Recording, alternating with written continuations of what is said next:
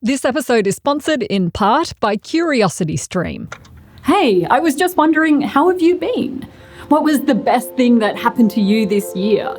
And what are you most looking forward to over the holidays? Keep these questions in mind, because when you meet new people, you should ask them more questions about themselves. This leads to you coming across as more likable. And if you're anything like me and you say sorry all of the time, try replacing half of those sorries with thank you, and it should boost your self-esteem. These are just a few everyday psychology tips that I've offered on BrainCraft this year. For a lot of you, they've come at the right time. But for others, these brain tips have seemed impossible because they experience the world differently. So, is there a way to boost your self-esteem if you can't stop apologizing? How do you interact with new people if you can't make eye contact? For someone who has anxiety or is on the autism spectrum, when you enter that situation, you're experiencing a very different world. So I turned to my friend Dr. Ali Mattu. He's a clinical psychologist and creator of The Psych Show, which you should definitely subscribe to see what he thinks of my tips and to help me through what I'm missing. Try not to worry about what people think, particularly if you're worried you've said the wrong thing. Others probably like you more than you realize. People consistently underestimate how much people like them and enjoy their company. Researchers call this the liking gap. That is 100% true for most people. Okay. Absolutely. At the same time, the very nature of social anxiety is this problem of mind reading, of thinking you know how other people are seeing you and they're seeing you in a negative way.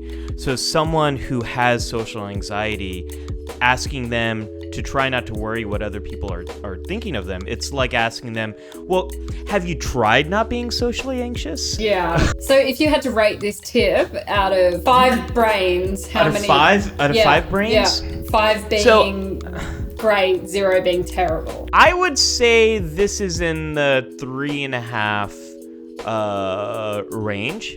It's very kind of you to say it's in the 3.5 range when that's a very specific score. I think it's fundamentally true.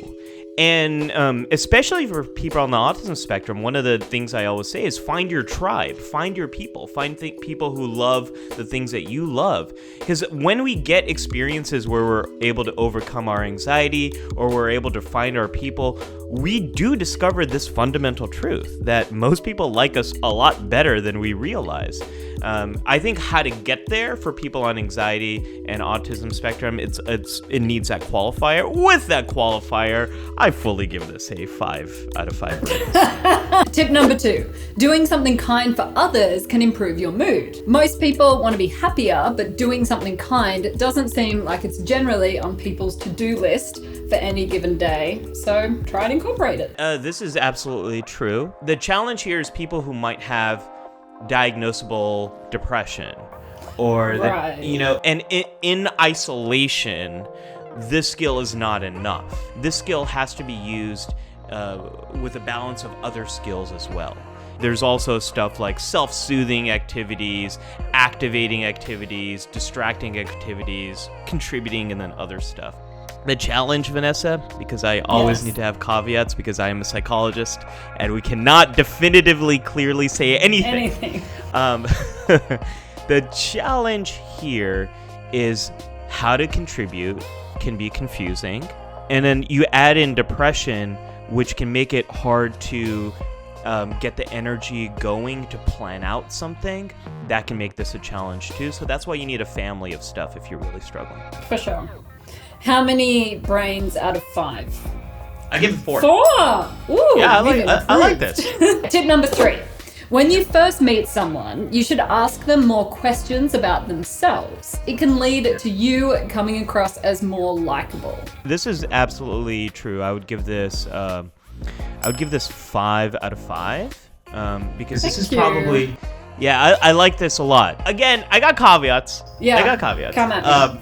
One of the things that's really challenging for everyone no matter your background, is starting a new conversation with someone you don't know. Yeah, I struggle with that a lot. So I like to arm people with 3 to 5 types of questions that they can ask going into a certain situation. And my secret tip, this is a BrainCraft exclusive. Wow.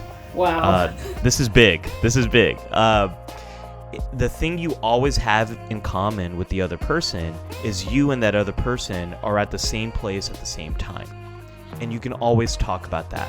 Ask a person about themselves, start with an open-ended question, and you always have the thing you're both there for in common. Tip number 4.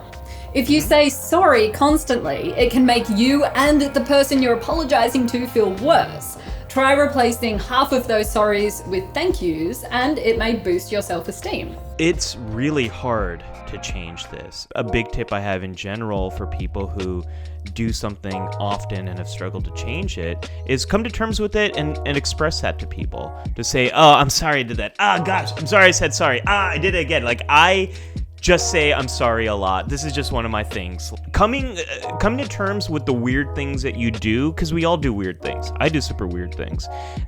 Can be healing, and if you share that with other people, it can sort of deflate the tension there. So I'm gonna say I'm gonna give this one a 3 out of 5, only because it is super hard to change. Yeah.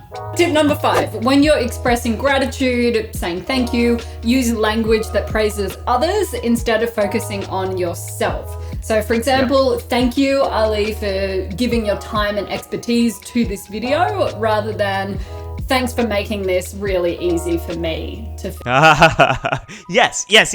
I love this tip. I'm giving this a 5 out of 5. Gratitude in the form of labeled specific praise, super important.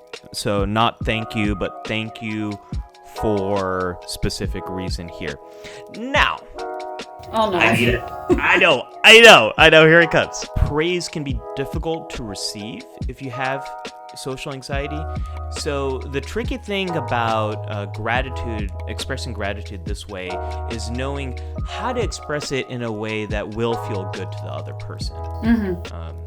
So that can be tricky, but that's also something you can have a conversation with that person. I just want to, not that it's a competition, but calculate my score. I don't need to be perfect. I'm just doing my best over here. Thank you for making these videos and for sparking this conversation, and to your community for asking these, making these points and asking these tough questions. I think this is how you and I both learn and grow and improve. Thank you. And if you really are done talking to people, thankfully this video is sponsored by CuriosityStream, who can facilitate all of your holiday binges by yourself. They're a subscription streaming service with thousands of documentaries, non-fiction titles, and originals. I recommend starting out with Redesign My Brain. It's super interesting and also from Australia. For a limited time, if you sign up for CuriosityStream, you'll get a bundle with that and Nebula, which is a new streaming service from education-y creators like myself, Lindsay Ellis, CGP Grey, Real Engineering, and there's some originals from YouTubers that are on there too. There's a lot to watch. You've got some work to do. Get unlimited access to both, starting at just $2.99 a month. And for you, the first month is completely free if you sign up at curiositystream.com/braincraft and use the promo code BrainCraft. Thanks.